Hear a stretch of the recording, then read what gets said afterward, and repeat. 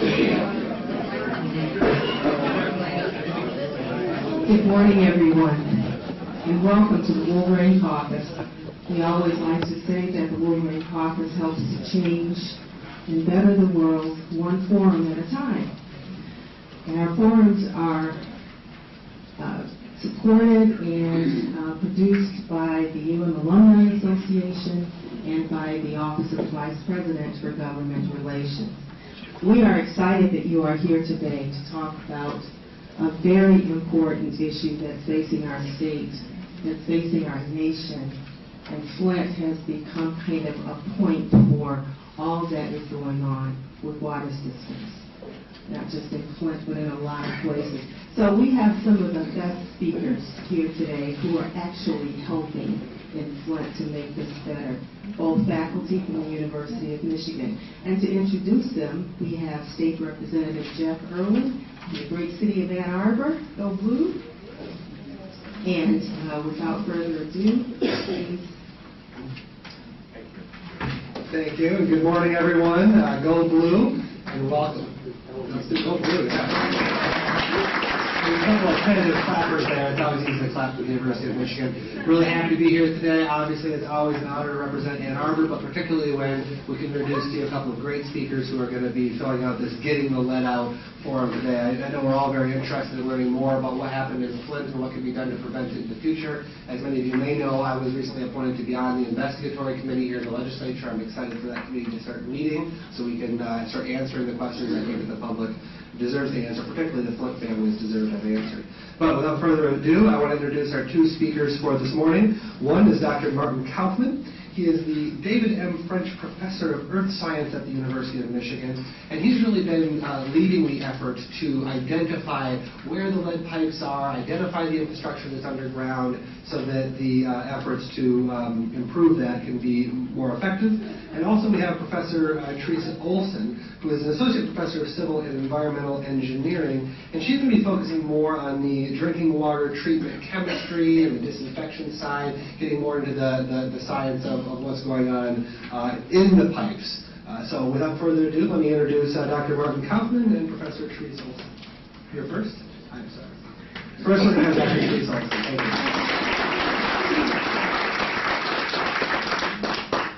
So can you all hear me? Yeah? Okay, good. I'm going to talk about some of the lessons I think we should learn from the Flint crisis.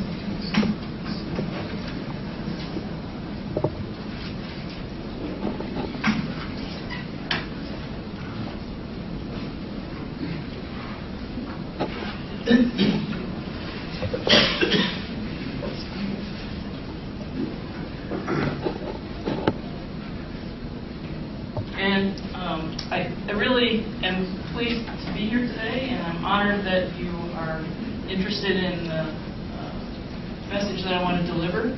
I'm going to talk about the lessons that I hope that we can learn from Flint, and talk about what's necessary to protect safe drinking water.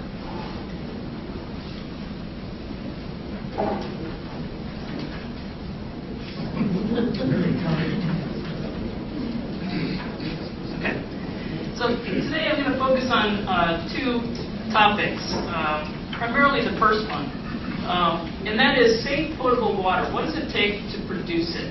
And by looking at these elements of what it takes to produce safe potable water, we're going to find that there are several lessons that we need to learn from the Flint crisis to improve on what we're currently doing. And then lastly, I'm going to focus on water crisis management, and do we need to develop some better strategies? Because unfortunately, we could probably expect, no matter how well we address the former bullet point here, that we still are going to run into crises along the way, and that's because we just can't predict everything. So safe potable water, what does it take to produce? I'm going to talk about 6 different points that I think are things that we need to refocus on and pay attention to in order to answer this question. And the first is that we need the best water supply available. And I'm going to talk a bit more about each of these 6 points. The second is that we need to have multiple barriers to reduce the risk to the water quality or quantity even. And finally, I'd like to also talk about how this principle, which is now being embraced everywhere in the country because it's necessary, how that leads to some lessons that were ignored in Flint. Sound engineering and planning, that's probably not a very, very big surprise that we need to think about what we didn't do in Flint. Sufficient financial commitment to safe water quality is another aspect, of course, in terms of what it takes to produce safe water. But I want to talk about a couple of important points related to what that's going to take. Qualified operations staff. I have some suggestion about what needs to happen there as well. And trusted consumers is probably maybe a little bit of a surprise to include on this list, maybe to some of you, but you might think that trust of consumers is an end product of providing safe water, but I'm going to argue that it's also a mentality that we have to have in terms of trying to gain the trust of consumers that makes safe water in the first place.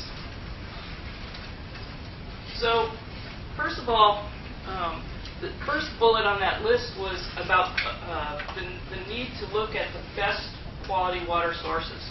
And rivers and lake water sources are an important source for urban communities in the U.S. About 61% of the population in the U.S. Draws their water, their drinking water,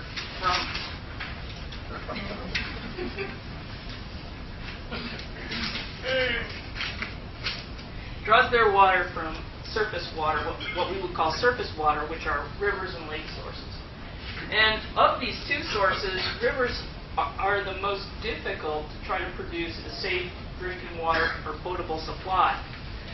That's because they have higher fractions of runoff and wastewater discharges than, say, groundwater, and higher concentrations of many of the chemical contaminants and pathogens that are in river water. So for this reason, this is why choosing the highest quality source available helps to minimize the risk.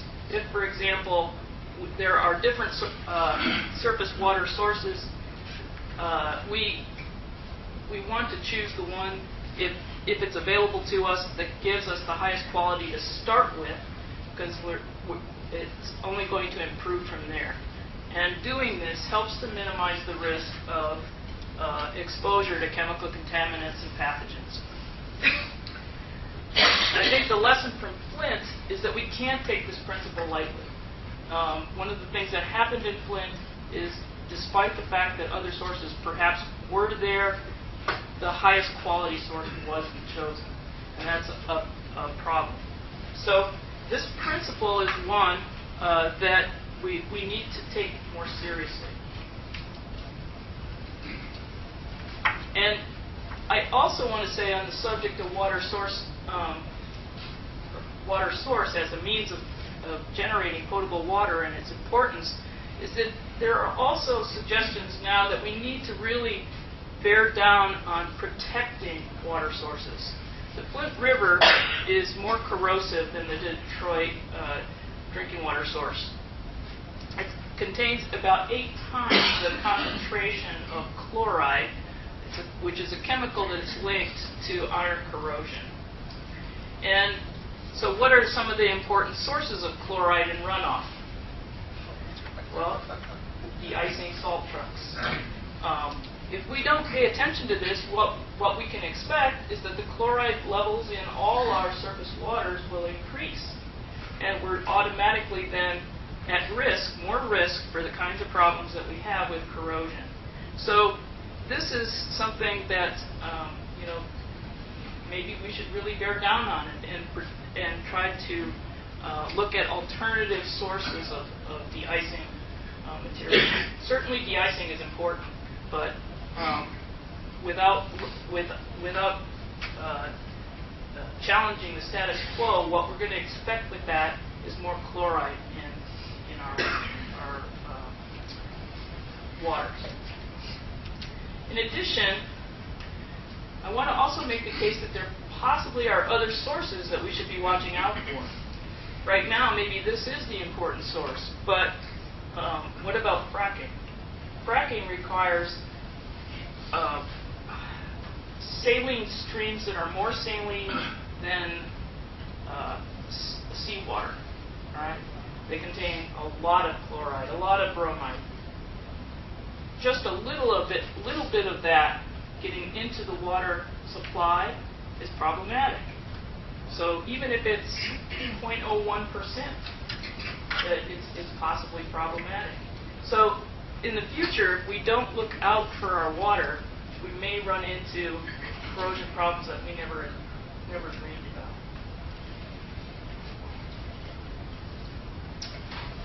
The second bullet point that I wanted to mention in terms of what lessons we need to learn is this notion of the multiple barrier principle. This principle takes all threats into account and makes sure that there are barriers in place to eliminate them or minimize their impact.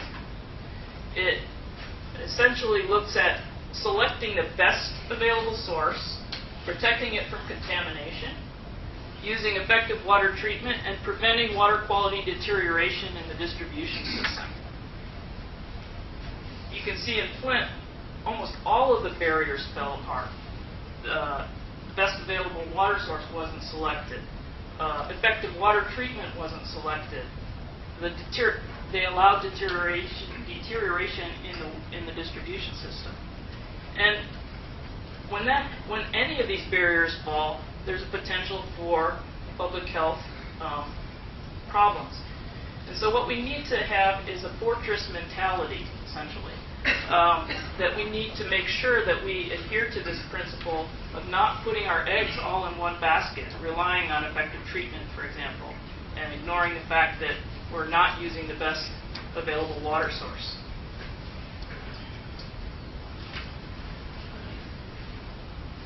Engineering and planning.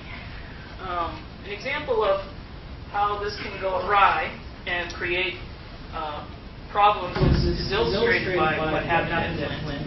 Particle removal, which there are processes that are used to remove particles, and that's a very important step in water treatment, involves adding a chemical coagulant known as ferric chloride, which, because of that choice, would have elevated the chloride concentration yet further. And so that was definitely not necessarily a good engineering decision. In addition to that, that might have been helped if, for example, corrosion inhibitors were added, but no corrosion inhibitor was added, despite the fact that the Flint water contained corrosion inhibitors. And so corrosion protection requires maintaining the protective corrosion scales that develop in normal pipe walls. And if we don't protect those scale linings, then essentially the pipes corrode and toxic metals, like lead, can leach into the water supply. Unfortunately, no testing. If you're proposing such treatment, it would be incumbent on the utility then to test, make sure that those changes don't ensure the scale integrity. But unfortunately, that wasn't done. And we know the reasons why that wasn't done. It wasn't done because there was a very rushed incentive to get this plant in service. And the lesson is really that we can't do that. We need to healthily respect the engineering and testing process that is normally needed and it should never be done, no matter what reason. Because you only have to look at Flint to see what some of the impacts can be.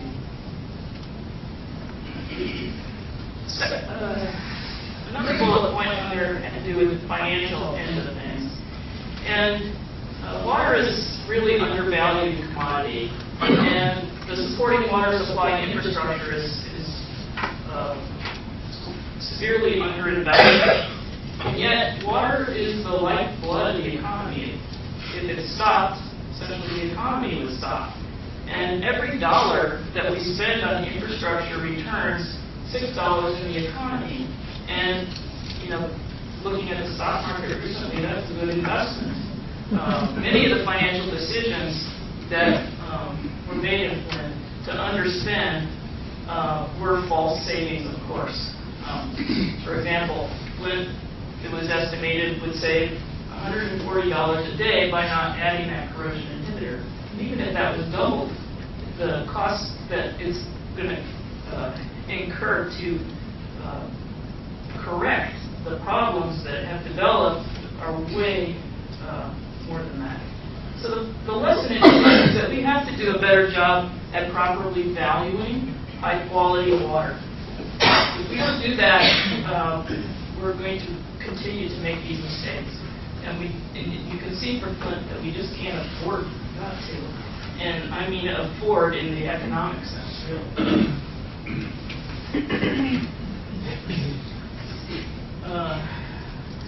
Qualified operations staff. The best engineered water treatment facility won't be sufficient if you turn it over to operators who are not well trained.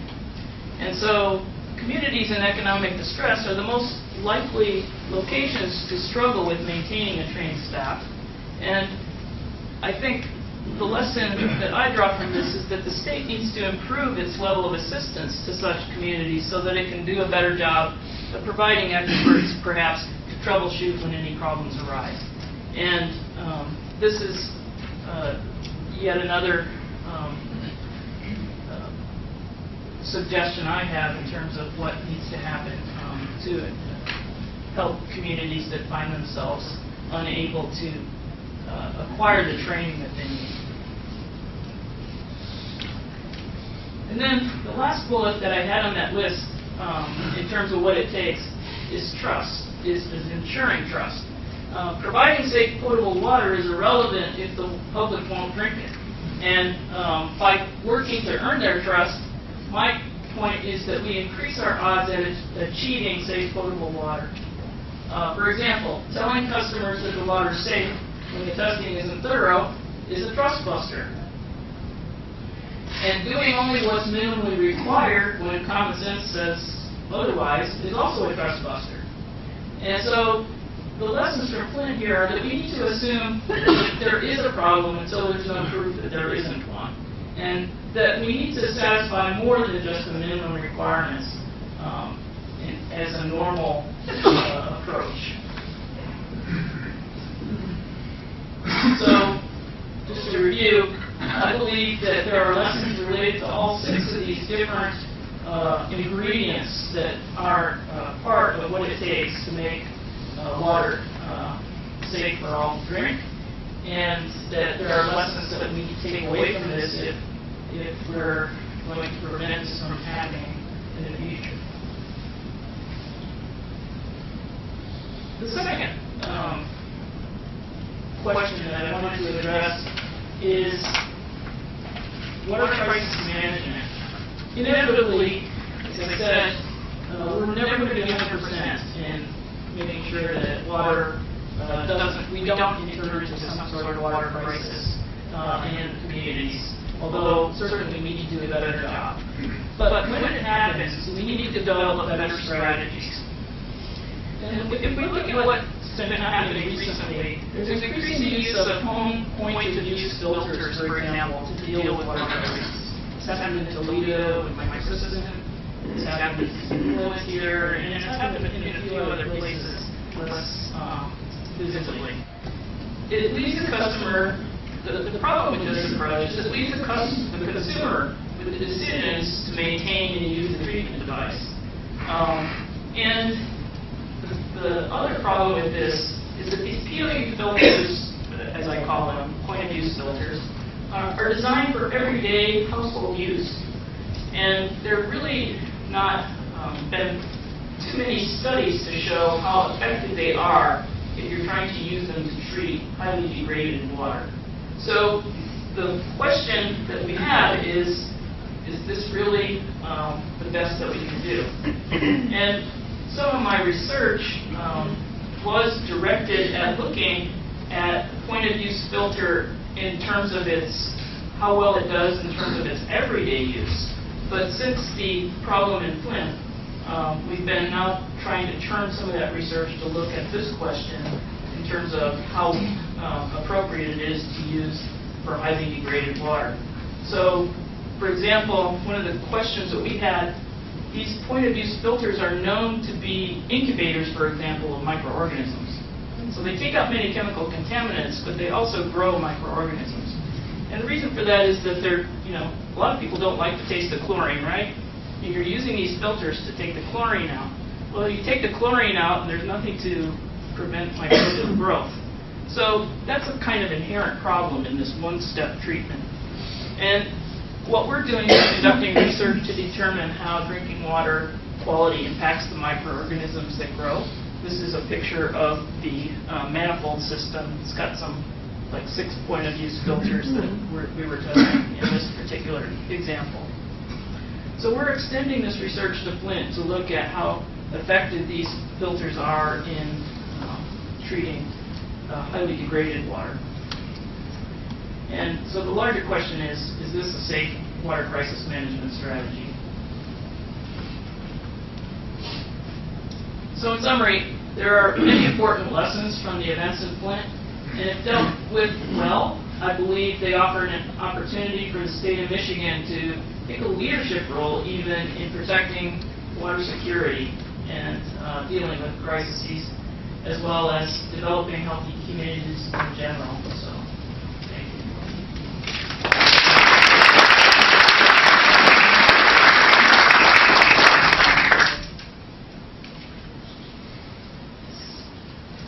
When Flint switched from the public water source to their water source, then maybe it was less clean water source. Is that something that happens regularly around the country, where people switch to less clean water to save money, or is this the first case that happens? It's not unusual at all. Switching the water sources is well, they did two things. They switched the water source to treating their own. They weren't treating their own, they were buying treated water. So that was a big change, and a large challenge to handle in time frames. So if it turns out that point-of-use filter is not a good strategy for addressing water quality crisis, what is a good strategy that you could do instead? Well, it might require other forms of treatment. The problem with point-of-use filters is you're one as I mentioned, taking out the disinfectant, you're taking out, and then by doing so, you're creating a good media for microorganisms to grow. There could be maybe stage systems but it would be more complicated. That's what I'm thinking that this is popular or seems convenient to do. And we haven't done any research to show that it's certainly probably lessens the risk, and that's important. So something has to be done. I agree with their approach, frankly, in using these, but decreasing the time over which the design life of the filter is dramatically reduced. I think that's the best approach they could have taken. Yes.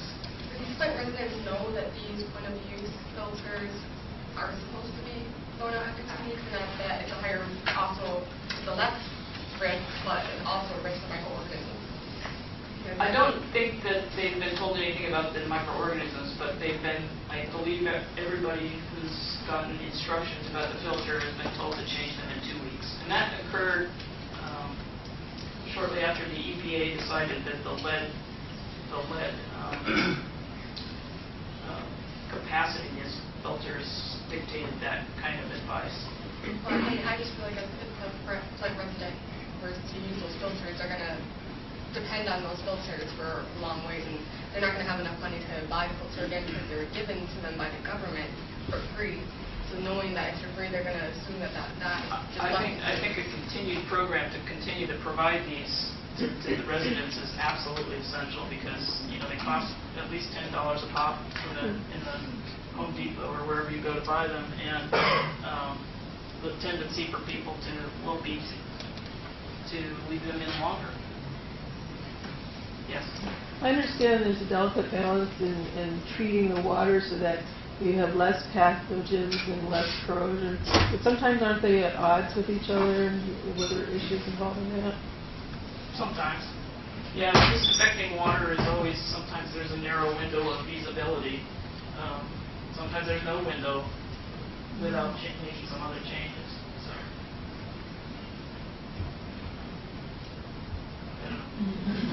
Yes, Dr. Mona Hanatisha at Hurley Hospital has said that the early problems detected in the Flint River water, the discoloration, the smell, all the things in the spring of like 2014 that were showing up, advice was given to everybody who experienced this kind of water in their home. They said, boil it, disinfect it. And Dr.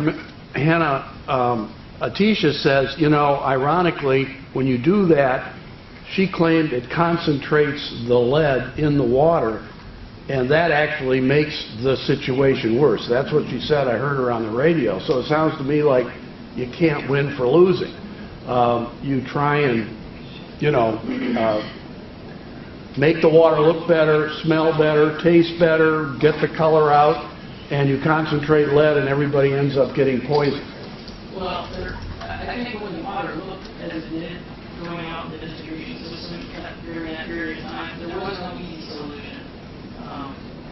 It's suggesting it's probably going to take several solutions to make it, to really reduce the risk. And that's the fact of the matter. So we're just working through this indefinitely. It's going to take all sorts of time. To get rid of all the problems. Well, there are many strategies underway, and I think my colleague Lauren is going to talk about those.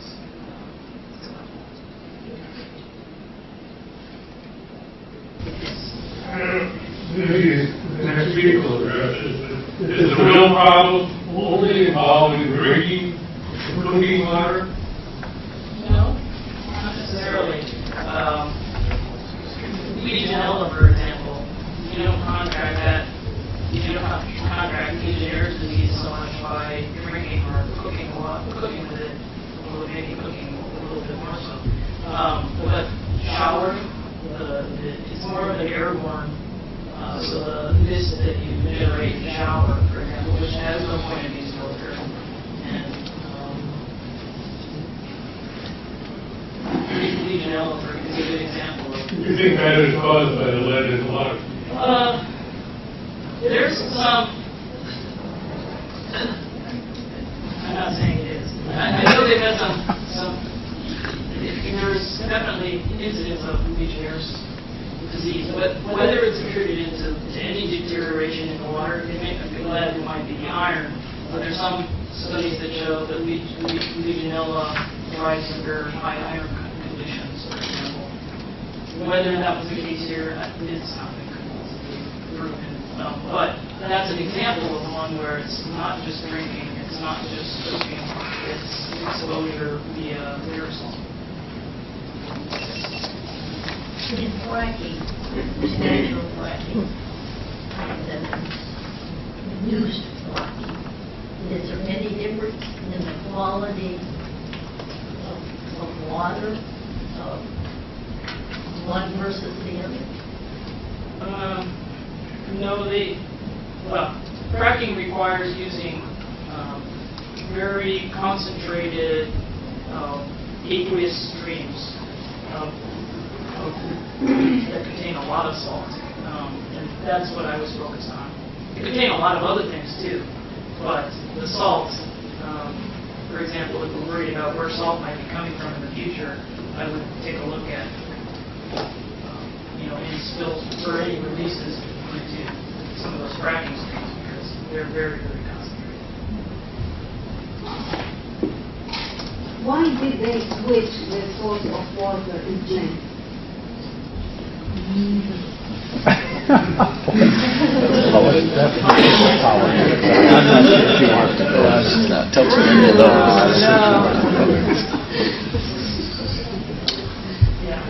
I don't really understand the distribution issue because it seems like obviously some communities were very hard hit by this and others were not. But I thought they were all under the same water source and the distribution. Is that not true, or is it? How does that happen that some communities didn't seem to have a problem or as big a problem? I'm sorry. You mean with lead? With the lead, yeah. So some of the older. So this is something Marty's going to address. So he's going to show you the distribution of where the lead is, where it needs to be gotten out of. It's not uniform at all in the city. So it has to do with, whether you live in an older neighborhood with the older infrastructure or a newer.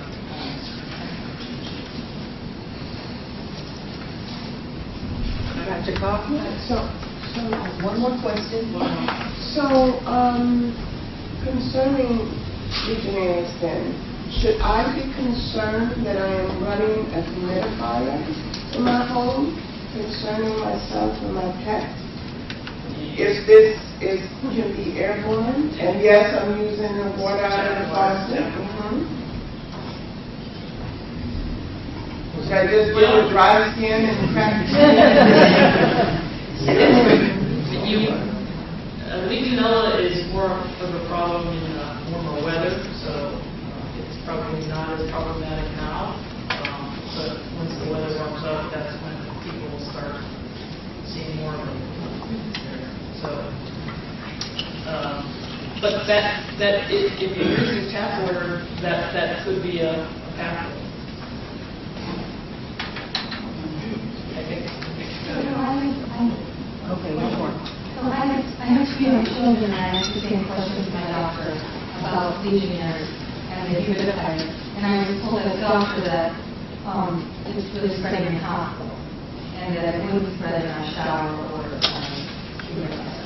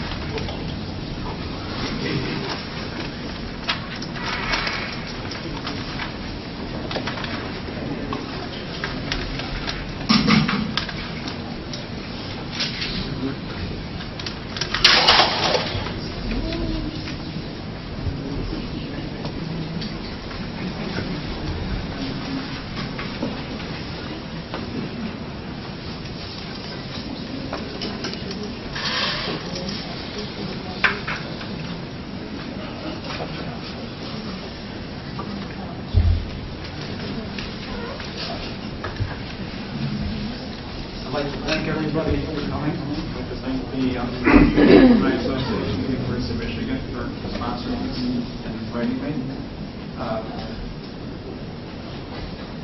I'm going to talk today about getting lead out and particularly challenges for older cities. As you may have noticed during the last debate we had in Flint with Democratic candidates, the big point was made that Flint is not the only city that's going to be affected by this type of problem.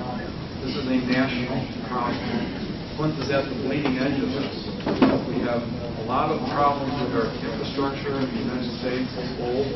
It's in many cases decrepit. It's decaying. And it's at the end of its great life cycle in many respects. So we'll go through that and we'll talk about, what way forward do we have given these challenges for older cities. So I want to talk first about lead as an environmental hazard, just to give a little bit of a background and put it into context. Then we'll talk a little bit about the current status of the United States infrastructure in terms of the pipes, and I'm going to stay with water, but all infrastructure in this country needs a lot of work. We're talking about our bridges, our ports, our airports, etc. And then we'll focus on Flint, and we'll look at water infrastructure in Flint, give you some specifics about how many pipes there are, where the lead pipes are. We'll show you some maps of how we map where the lead service lines are leading into the house. I'll also talk about environmental lead, because I'm going a little off task here. In my opinion, is that while we're getting rid of the lead in the water, it's a good chance to take an initiative to get rid of all the lead in people's homes. It would be a real tragedy if we rehabilitated an entire city by removing the lead service lines, and then children still tested high for lead because there was still lead paint in the homes. So while we're at it, let's get all the lead out. And then I want to talk about something which I call moving from network to networking. Too often we talk about infrastructure in a self-contained type of framework where we talk only about water. And we talk about water systems and water networks. But water is interrelated to energy. And water is interrelated to other things within infrastructure. So as we approach these problems and try to move forward in solving them, we can take advantage of some synergies between different types of infrastructure to help us perhaps solve more than one problem at once. So let's get rolling on that. Okay, so what is lead? Lead is a naturally occurring metal that's present below the surface in many ores. It's typically associated with zinc, copper, and silver. Now, the fact that it's elemental, meaning it's very basic, means it is persistent in the environment. It's a key thing to remember. We come in contact with lead in different mediums, in paint, ceramics, pipes, solder. In this country, lead solder was used until 1986 on indoor plumbing. And that could be a big source of some of the problems that we're still seeing in Flint today with high levels of lead in the test results. Lead was outlawed as an amendment to the Safe Drinking Water Act amendments in 1986. And, the logic of that is that we should get rid of all lead. If we make a lot of outlaw lead, let's get rid of all lead. Gasoline, batteries, and cosmetics. Up until 1978, gasoline in this country had tetraalkyl lead as an anti-knock compound. A lot of atmospheric deposition of lead now exists in many urban areas, especially in highly trafficked areas where there is a lot of vehicular traffic. So we've seen many studies. A lot of studies have been done in New Orleans, other cities, which illustrate sort of a distance decay function that the closer you get to higher trafficked areas, the more lead you see in the soil. This becomes a big problem for children because children go outside in warm weather, they put their hands in the soil and they put their hands in the mouth. And that's a major exposure pathway for lead. Drinking water. We're all too familiar with that in Flint. Lead crystal, lead-glazed pottery. And more research now is being conducted that illustrates that lead is resuspended in homes by vacuum cleaners. So lead dust gets trapped in from outside, and the vacuum cleaners resuspend that dust into the atmosphere, into the indoor air, and then people breathe it in. So you have an inhalation pathway now as well, not just a ingestion from drinking. No amount of lead is safe. Over the years, we've lowered our tolerance in terms of our maximum contaminant level for how much lead we will tolerate. Right now, we're at 15 parts per billion in drinking water. Lead creates all kinds of problems, particularly for children, because children absorb lead at a much higher rate than adults do. Decreased mental capacities, lowering of IQ, kidney function problems, reduced fetal growth. It's a real problem for pregnant mothers.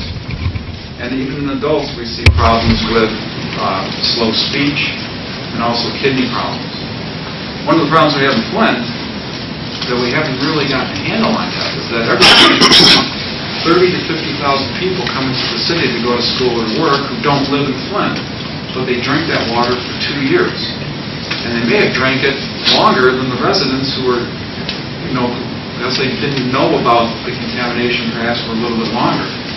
So, while 98,000 people got exposed directly from Flint, there's also probably many thousands more people who were exposed to lead over time, that 2-year period.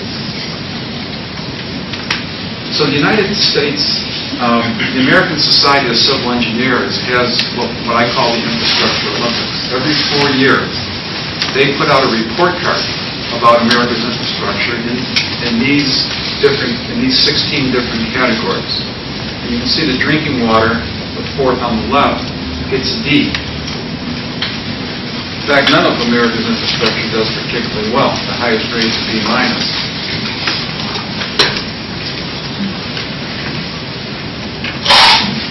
In the United States, we had 3 major periods where pipes were put into the ground.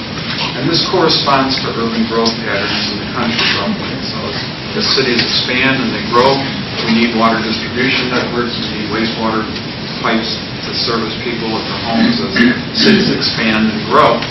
And in the 1880s, the pipes were laid. Some were metal. We even have some old wood pipes. The Detroit system still has some lingering wood pipes carrying water. And their lifespan is anywhere between 90 and 150 years, which means that they're going to start wearing out in 1970 to 2030. In Flint, the period of the 1920s was between 1920 and 1950 was the fastest growth period of Flint as a community. That's when most of the pipe infrastructure was put into the ground.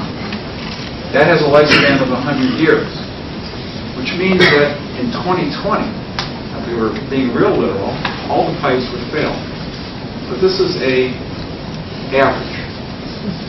So some pipes are failing earlier, some pipes are going to last a little bit longer. What we're seeing now in Flint is more than 1 major pipe rupture of a main delivering water a day. Last year we had 378 pipe ruptures in Flint.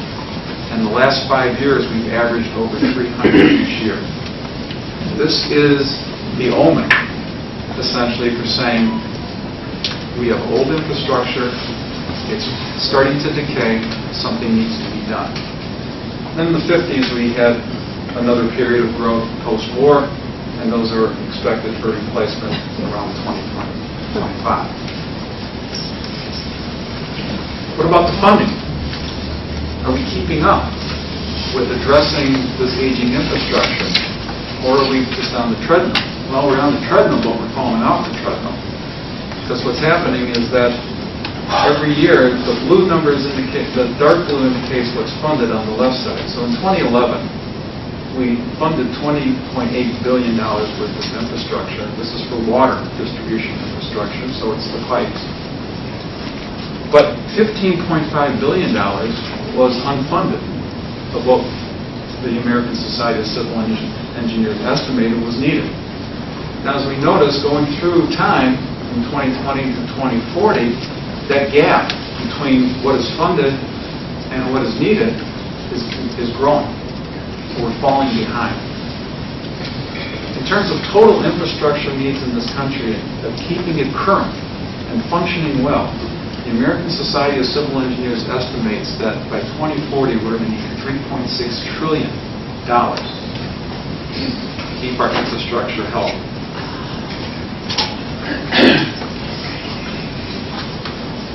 So let's take a look at Flint specifically, and the current status of the pipes in Flint, and from the pre- and post-crisis periods. Now, the crisis started in 2014. We have 600 miles or so of mains. The mains are the pipes that run under the streets. Okay, they're generally about 18 to 24 inches in diameter. Those are typically made out of cast iron. Okay. Some of the cast iron joints, when 2 pipes are put together, are called bell and spigot joints. They may contain lead. In the old days, the bell and spigot joint is not a perfect fit. In order to seal it well, you have to pour metal on it to seal it. Sometimes they use molten lead. That could be a slight source of lead contamination also. 80 years is typically the average year lifespan for the average age of the mains in Flint. So here's where we get to where we identify the lead. We went to the water department after learning immediately, and I mean immediately, after learning that children were being exposed to lead in Flint. Myself and a couple other members of our Geographic Information Systems Center called the then Director of Public Works in the city of Flint, Howard Croft, and we offered our services to find where the lead lines were. We went over to the city, to the water department to get the records, and the records were kept on 45,000 index cards, written in pencil from 1950 to 1980. They were smeared. A lot of the information was missing. We couldn't use them. Now, fortunately, what they had done is they had taken a lot of the information on the cards, they transferred them to parcel maps. You may have seen parcel maps when you pay your taxes. They keep them in a folio, and it's a sort of square shape, and it has an index number of what your parcel number is. And on each parcel, what they did is they coded what type of service line went into the house from the main. So when you have the mains running along the street, and then at right angles running into homes, you have typically 1-inch diameter pipes that provide water service to your house, and hence the name service line. A lot of those pipes were made out of lead. In fact, there's a good chance that if your house was built anywhere in the United States before 1930, you have some type of lead service line coming into your house. Now, why lead? Well, lead lasted longer than cast iron, and it's more malleable, meaning it can be bent easier, and it was easier to work with. Plus, the Lead Industry Association was a very powerful lobby, and they kept pressing for the use of lead to utilities over that time period.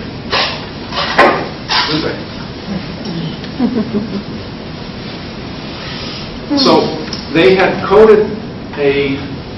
they put a code on each parcel ID, on each parcel on these maps. And there's 56,000 parcels in the city of Flint. And those were contained on 240 separate paper maps, which they had scanned into a computer. That's 240 JPEGs, essentially. And you take a picture with your cell phone, you create a JPEG, that's what we had. None of it was referenced to anything, so we had to stitch together all 240 maps and then reference it to a real database so we could transfer the code into a database. And we did it. It took us 3 weeks. So a lot of hiring, a lot of great student support from the University of Michigan, from all campuses. We had people from Dearborn, from Ann Arbor, and from Flint helping us. We had people from the community.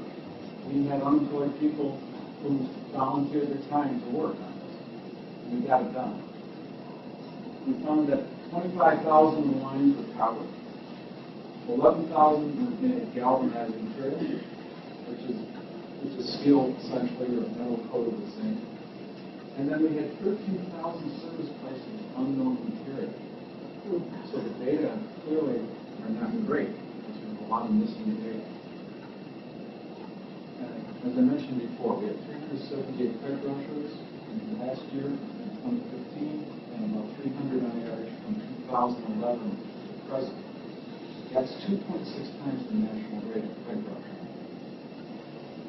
That's very significantly higher. Now, Mark Edwards from Virginia Tech has done quite a bit of work in Flint. Has done some simulations in the laboratory, and he said that his conclusion was that after looking at the corrosion of the pipes, that the average age of Flint's pipes had aged 11.5 years. Now we're already on the edge. They're already breaking at alarming rates. So this additional stress that's been placed on them cannot bode well for the future. So major pipe ruptures continue. Just last Tuesday we had a big pipe rupture that took up the hot water to the whole north side of the plant. How is the rupture? Cast iron pipe typically fracture? Yes, it's corrosion, and you know, you get corrosion from inside and outside because soil can create corrosion. From the outside, inside, you have aggressive water, and at a little scale, we have biofilms on the inside of the pipe which can help accelerate corrosion. Improper treatment practices and chemistry can also accelerate corrosion. And then pipes just age over time as well. This is what the service connection looks like. So I'm just going to get right up here. So here's the cross section of the water main in the street. So this is about 24 to 36 inch diameter, or 18 to 24 inch diameter pipe. And running at a right angle toward the house, there's a valve here that many of you will have on your house. It will be painted blue or red sometimes, and it's what's called a curb stop. The water utility has a special wrench that only they have that can turn this off in case there's an emergency in your home and you need the water cut off. And then there's another link that goes right into your house. Now, if you're nervous about your connection, one thing you can do is you can go below the inlet valve on your water heater and scratch it with a key, and also bring a magnet with you. And if it's shiny and metallic, it's galvanized. If it's shiny or dull and not magnetic, then it's lead coming into the house. It's not only the pipes that might be lead, but the fittings as well. Many people don't know that brass, up until 2014, contains 8% lead. So a lot of lead we're getting in the water in Flint may not only be coming from lead pipes, it may also be coming from brass fittings.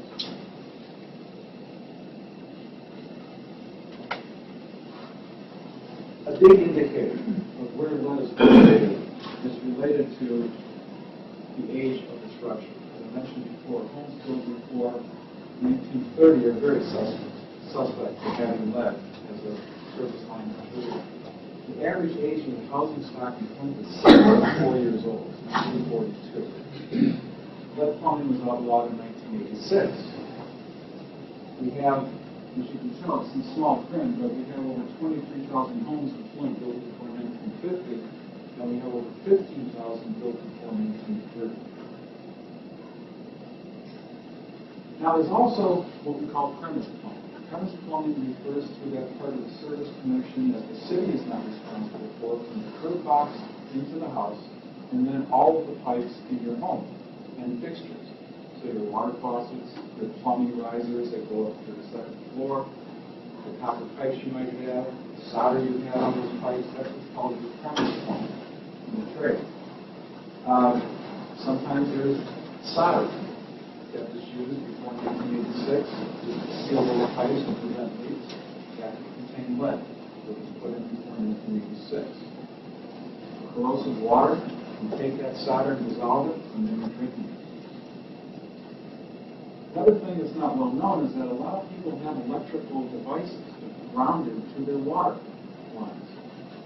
That can also cause accelerated corrosion.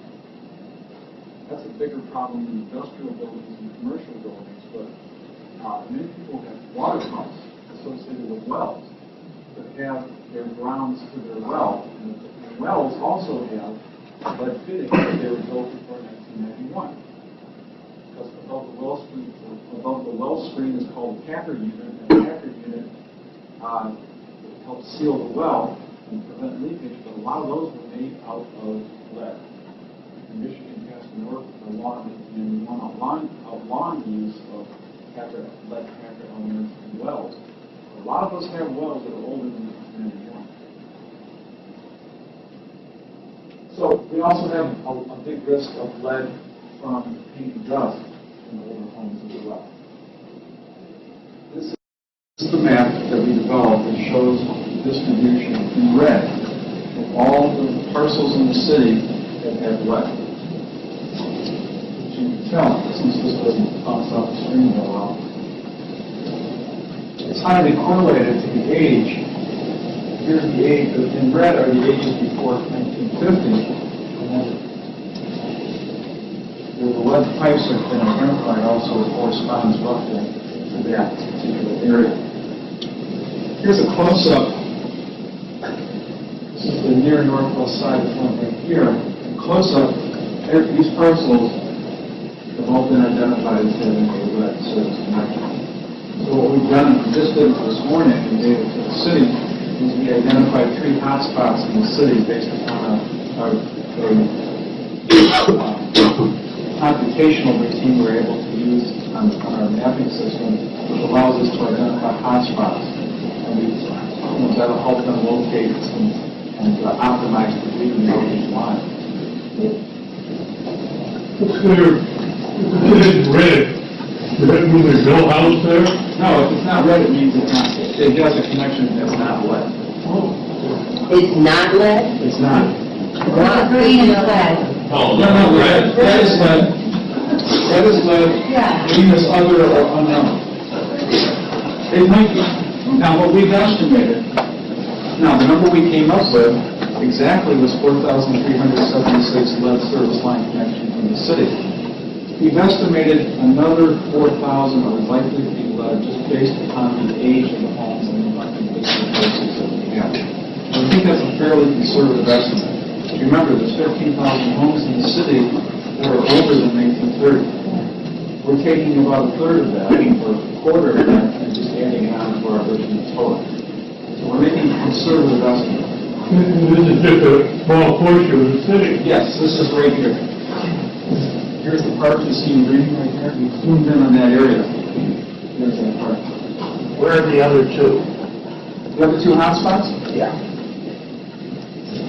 Right below it. Right here. Yeah. And then we had one on the nearest side right here as well. Okay. Environmentally, lead can be found in a lot of different places. In paint, in toys. There's still a lot of toys that are painted with lead paint that children put in their mouths. Water, pottery. There's a tradition of Mexican pottery using lead in the mix when it's fired it up. Brass fixtures, electrical devices, and wells also contain lead. So, where do we go from here? We really have a thorny problem. It's really a disaster. And right now, a lot of people are focusing on water, but we may have an opportunity here to think a little bit more broadly, perhaps solve some of our lingering infrastructure issues we've had in this country for a long period of time. And certainly, as the American Society of Civil Engineers points out, we need to address these things right now. So, when we think about a network, when we think about a water network, we think about the components of that system, including the water infrastructure, the supply source, treatment facility, distribution pipes, valves, pumps, and then all the humans involved with working on that system, the water professionals, support staff, and the consumers. That's a water network, a water infrastructure network. Now, if we want to network the theme and change the verb a little bit, change from a noun to a verb, is that how can we upgrade water infrastructure and make them beneficial to other types of infrastructure and vice versa? So, I put together a little table. I've taken 5 of the infrastructure categories from the American Society of Civil Engineers, and I've just put them into rows and columns. And then along where they meet each other, there's next. But where they intersect with a different one, I've indicated a 0 for no connection and a 1 meaning there is a connection, meaning there might be an opportunity to look for strategies that can help us address multiple problems at one time. So let's intersect energy and drinking water. Right now, we know that most systems in the United States, older systems, lose about 10 to 50% of the water they distribute. And we know this from water audits, because water utilities will measure the amount of water that they put out to consumers, and then they'll measure the amount of total water that is used at the water meter on the customer end. And typically, there's a 10 to 15% difference between those. So somewhere along the way, 50% of the 10 to 15% of the water is leaking out. system where you've got leaking pipes and you've got pipe ruptures every day, it's not hard to imagine how that happens. So you have 10 to 15% water leaking out. That's indicative of pipe corrosion, which results in more energy required for pumping the water. Because what happens when metal corrodes, it forms tubercules inside the pipe. It makes the pipe rougher, and as a result, the pumps have to work harder. So your energy costs as a utility go up. And for a utility, energy costs can represent 20 to 60% of their total cost of treating water. So we do water audits in terms of methods. We can do acoustical link detection to find out where certain pipes are leaking. And that actually involves sinking microphones into the ground and listening. It also involves hooking up what we call leak detectors at fire hydrants at the end of pipes. And then a mathematical formula can indicate by the waves that are transmitted to each of those terminals where the leak is in the pipe. And this can reduce energy use, lower water rates, reduce contamination risk. Also improve residence time, decrease residence time. Flint has an astronomical residence time for a water distribution system, meaning the water stays in the pipes for a long period of time, and that creates more risk. The longer the water's in the pipe, the more it can pick up contamination. Some Flint water is in the pipe up to 6 days in certain parts of the system. It shouldn't be in the pipe longer than 36 hours. Probably much higher now because they're not using it. That could be true. Now, I'd like to get Carrie's 1 to 6 multiplier. The multiplier I came up with from Moody's Investor Service that every dollar spent in infrastructure yields about $1.59 in gross domestic product. You get lower healthcare costs. Lower energy costs in the utility and less greenhouse gas emissions. So let's do one more. Networking example, then I'll open it up for questions. So let's just look at the relationship between drinking water and people's homes. We have a 1 there in that column. So, older homes with lead service lines are more likely to contain lead paint and be located in areas of high lead risk. This combination leads to more health problems in poor and predominantly African American neighborhoods. Method. So we want to perform a total lead assessment, not only on the pipes, but also on the indoor plumbing.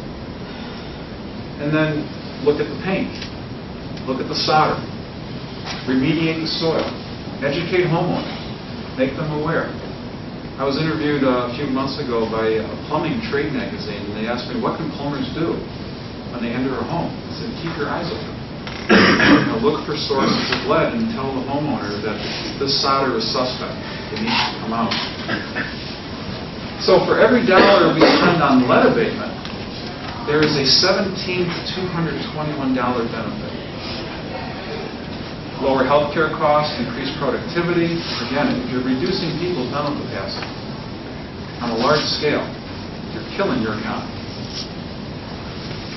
Greater tax receipts, lower education costs, reductions in crime. Any questions? Yes. In the midst of what you're talking about here, we had these lessons in the construction, we had to get lead paint. My question to you would be, we know that we had the water problem because of the way they service the water when they switch. But what you're talking about is infrastructure. So are they going to go in and redo everybody's houses and replumb structure as you're talking here? Or just make it so the water they're delivering isn't of... I think it's the latter. I think what's going to happen, I think what their intention is to make the water safe immediately. Now, I want to talk about one thing that Carrie said. She said that you have to go over and above the normal testing in order to regain trust in the community. Now, I'll give you an example. Milwaukee, in 1993, had the major contamination event we've ever seen in this country. That they had an outbreak of cryptosporidium, which is a protozoan pathogen, which infected their water supply. It caused 400,000 people to get sick. 69 people died. Now talk about losing confidence in your water supply. That was it. So what did they do? Well, they followed almost exactly what Terry suggested. They changed their source of supply. They had been getting water from Lake Michigan near the shore, and a lot of the near shoreline runoff was coming in, and some of the animals are the source of cryptosporidium, and it was the near shore source that led to that contamination on the intake. So they moved their intakes 2 miles further out into Lake Michigan. Then they went into the plant and they constructed filters that were smaller, that had a smaller space and size than the cryptosporidium organism, to give people confidence that we're going to catch this thing. The organism is about 5 to 6 microns in size, and they use filters that are 1 micron in size. But then they went even further. Instead of just testing for the 91 required contaminants under the Safe Drinking Water Act, they tested for more. They tested for other microorganisms and pharmaceuticals. That gave people confidence in their water supply. Okay. But to answer your question, I don't want to be too much like a politician. To answer your question, I'm suggesting that it's time that this crisis offers the opportunity to perhaps link up different infrastructure remediation efforts. And if we're going to go into people's homes, and we're going to fix, and we're going to have to, in some cases, do that to fix their lead pipes, let's get all the lead. Okay? Now, they may not do that. It's expensive. I mean, it's going to be a tremendous expense. Just the rehabbing the lead paint's going to cost you a fortune. If you're Right, it's going going to to talk cost about all $8,000 to of it. $15,000 per house. But there's payback. Yes. Yes, there is a payback, but I guess it depends on how you structure it, because honestly, the person who spends the money doesn't always reap the benefits. And so I think there needs to be that discussion about, if you're going to, as a homeowner, invest in that, say for a rental property or whatever, as you might see in Flint, then there has to be some connection between the two. Right.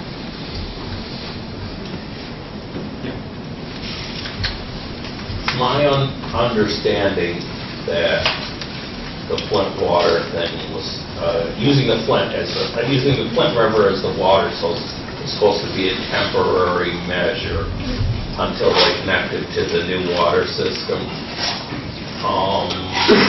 What issues are likely to be there? I mean, one of the things that was discussed between both of the presentations was the need for qualified staff to operate the plant. Unless they're using Detroit water, they're going to have, somebody is going to have, the water authority is going to have that responsibility. And I guess I'm not sure that Michigan requires water operators to be licensed. Numbers of states do. There's certification training. There is. They have to go through certification. Right. I mean, do we have availability of those people, or is there a? That is true, but I think I'm talking about sort of a higher level, more of an engineering. Many of the operators are not engineers. They go through the certification training, but it's not. If you ask them about lead chemistry, I don't think they could tell. I guess let me boil it all down to this: is the city of Flint residents, what is their risk that if they do get switched to this new water source, that they might not take a step back from where they're at today? Well, first off, even when you change, Detroit's system has 3 intakes. Right. 2 are from the upper Detroit River, and the third one is in Lake Huron. When Flint was on the Detroit system, they were getting it from Lake Huron. Okay? Going back now, or moving forward, going to the Tarrangande Water District, they'll be getting it from Lake Huron again. Doesn't mean it'll be the same chemistry, though. It may be from a different location within the lake. They will have to work out that, they will have to account for that. And there's going to be concern among residents about that switch. So the big difference is that they'll be treating that water, not controlling. Right. And they need to be qualified. Yes? What about the business that corrosion, the lead strip or this new water took off the protective stuff that had been developed over the years? Are people talking about putting back in the corrosion protection stuff to build that back up? And is that the fastest way for the whole community? Or are we going into the business of doing like Lansing did, replacing all those lead lines? It's both. One is that anti-corrosion inhibitors have begun to be added to Flint's water. And since they're back onto the Detroit system, Detroit uses corrosion control. Okay? So they're thinking that is going to help rebuild that protective layer in some cases. However, you have a situation, as Terry mentioned, and I mentioned too, you have a community that's lost faith in their water supply. And they identify lead as being that problem. So there's a massive, massive public opinion to get rid of the lead in the system. And you can see that, embodied in the way in the mayor, who is very, very strongly advocating getting rid of all the lead lines in the city. And I would support that too, from a professional, and knowing what I know about hazards and handling hazards in the past, is that if we don't, we need to do that in order to regain trust of the community in the water supply.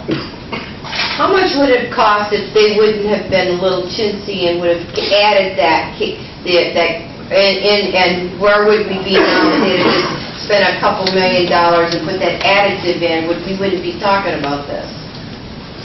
Well, Terry showed us, what, $140 a day about? That was For the city? Yeah. For $140 a day, we're talking about millions and billions here now? Who gets their PIP? Welcome to a governing factor. $140 a day would have saved all this. Somebody needs to... Kids go to jail for a joint. This is worse than a joint. I have to say that it's not clear that the corrosion inhibitor by itself makes the water was degraded. That's never been demonstrated. Just adding that would have solved the problem, but certainly it wouldn't hurt. How many other communities besides Flint could be affected by this problem?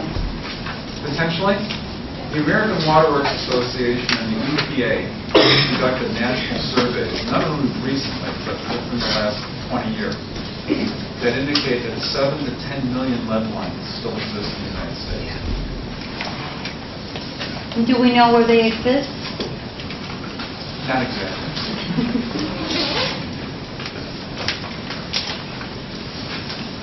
How do you dispose of the lead lines? What happens? Is there a toxic waste dump somewhere that makes all the lead lines, or what?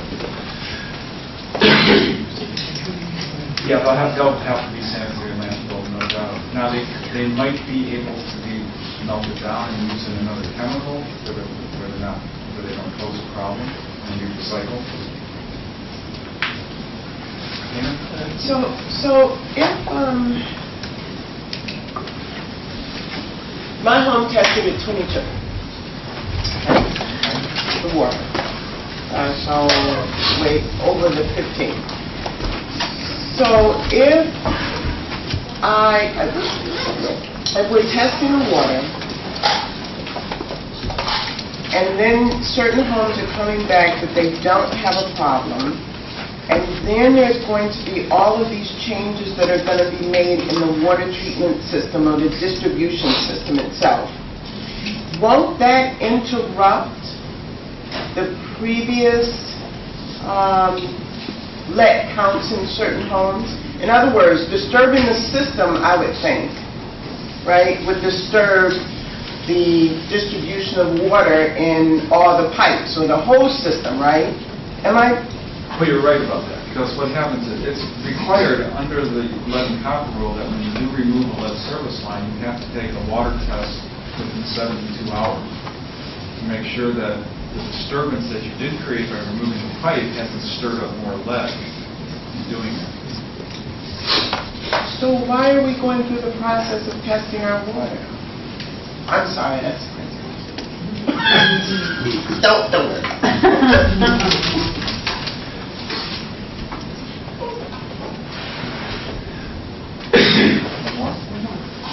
You talked about how you found the lead lines by a process of going to the city and getting some records and so on.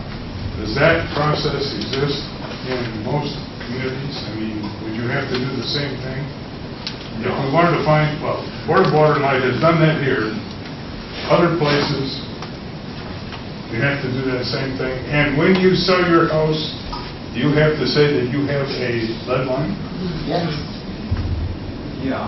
Yeah. If you know it. If you know it. It's under the disclosure rules. But I just talked to the Green Bay Public Utility yesterday, and I asked them, because they have a lead line map as well. There's only a few places around the country that seem to have mapped out lead lines that we have in Flint. And I asked them, where did you get your information from? They said, well, we had records that when the pipes were installed, we actually, and then computerized them. Flint never got around to computerizing the records. So unfortunately, a lot of them degraded because they're written in pencil on 3x5. Now, most utilities have a set maintenance schedule where they'll do a rotating amount of maintenance every year on a certain percentage of their pipes. So they'll go through on their service lines and on their sewers and do maybe 10 to 12% a year. And then they'll make records of what they see. So if those records are kept and they're up to date and they're older than 10 years, then they're going to have fairly complete records of what's there. And that's what happened in Green Bay. They didn't know what was there. Flint, we don't. Yes? So how many children are affected by this lead poisoning? There's 9,000 children between age 0 and 6 in Flint. And how are these children going to be educated if they're severely emotionally disabled because of the lead poisoning? Who's going to fund this program? Yes. There's nothing helping these children right now at this moment, even if you have any possible risks. Is there anything that, I mean, I know some strategies that we have, but is there anything that we're thinking of as a government that's helping these children in the near future? Well, nutrition is very important because certain nutrients such as vitamin C and calcium and iron can help retard the effects and prevent the progression of symptoms of lead poisoning. They don't remove the lead from the body. Lead's a neurotoxin. It's there. It's going, and those children will probably be affected for their whole life.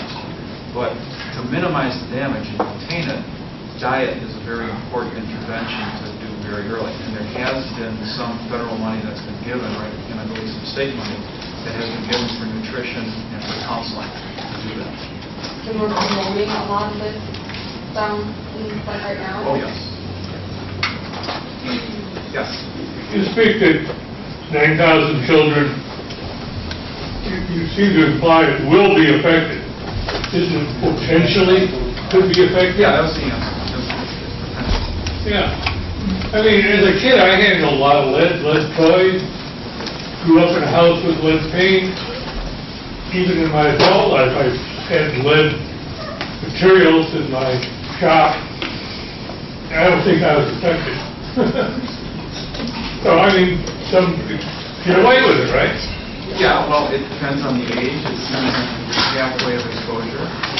Depends on how hungry you are. If you're gnawing on the windowsills or the furniture because you're hungry, and there's lead in the paint there. Excuse me. Very good. Well, I want to thank our two speakers today.